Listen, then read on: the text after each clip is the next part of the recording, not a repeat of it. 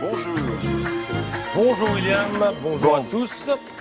Alors, l'euro, c'est pas aujourd'hui. L'euro, c'est demain. Mais- Patience. Du bleu, du blanc, du rouge, ça commence quand même à venir. Ah bon Ça n'est pas encore tout à fait ça. Demain, cela ne fait aucun doute, toutes les unes de la presse seront repeintes aux couleurs de l'équipe de France de foot, Euro oblige. Les journaux profitent donc de leurs derniers instants de liberté éditoriale pour parler un peu d'autre chose. Alors vous avez Libération qui revient sur les méthodes de l'ex-patron de la lutte antidrogue dont les équipes auraient aidé les trafiquants à décharger le cannabis pour pouvoir mieux les serrer. Le journal s'étonne que son scoop ne suscite pas plus de réactions que cela de la part des autorités. Vous avez les Échos qui s'affolent de ce que les taux d'emprunt soient si bas. Le journal trouve que c'est le signe que la finance tourne à l'envers. En même temps, il y a peu, la France, rappelez-vous, pleurnichait parce elle avait perdu son triple A, ce qui devait, paraît-il, nous priver de la confiance des marchés. C'est exactement l'inverse qui se produit. Dans le Figaro, un non-candidat ayant jadis arrêté la politique fait campagne sur 5 colonnes. Nicolas Sarkozy crée l'événement en mettant la nation au cœur de la campagne. Voilà qui plaît à Yves Tréhard, qui estime qu'il était urgent de le faire.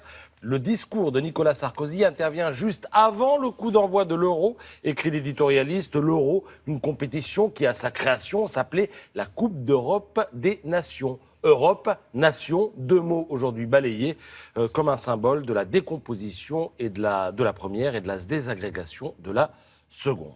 Alors comme quoi tout nous renvoie à l'euro en ce moment, mais on va quand même essayer de prendre le large avec Science et Vie qui nous parle du cybercrime de demain. 15 milliards d'appareils sont aujourd'hui reliés à Internet, ordinateurs, tablettes, smartphones, mais demain, on aura aussi les réfrigérateurs, les voitures, les réverbères, les baskets. Oui, les baskets reliées à Internet, elles deviendront bavardes, elles indiqueront à votre kiné, par exemple, la position de votre voûte plantaire quand vous marchez, ce qui pourra constituer une information utile pour lui. Le problème de ces connexions à gogo, c'est qu'on va se retrouver exposé à tout un tas d'attaques de pirates informatiques. Prenez cette voiture, elle a fini dans le fossé alors qu'elle roulait sur l'autoroute. Elle a fini. Il a suffi que 2 pirates prennent le contrôle à distance de tous les systèmes à bord. Ils ont stoppé le moteur et voilà le résultat. Je précise que c'était une expérience et que le conducteur était prévenu, mais il n'a rien pu faire. Autre exemple, l'an dernier, regardez, ce ticket gagnant de Paris hippique brandi sur Facebook par une Australienne a été copié par des faussaires et ils ont réussi à empocher le prix. Alors ne me demandez pas comment, en tout cas, c'est arrivé, nous précise Science et Vie Junior. La cybercriminalité est d'une audace folle.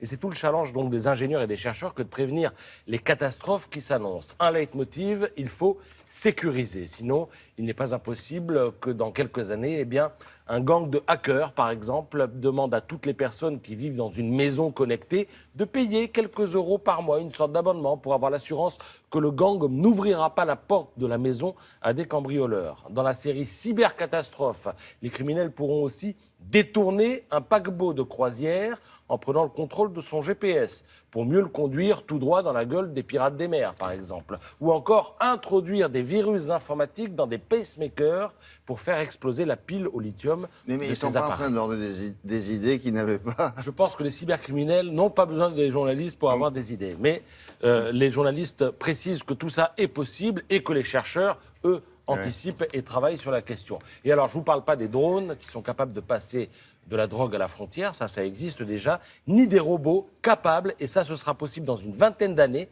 estiment les spécialistes, des robots capables de dévaliser une boutique.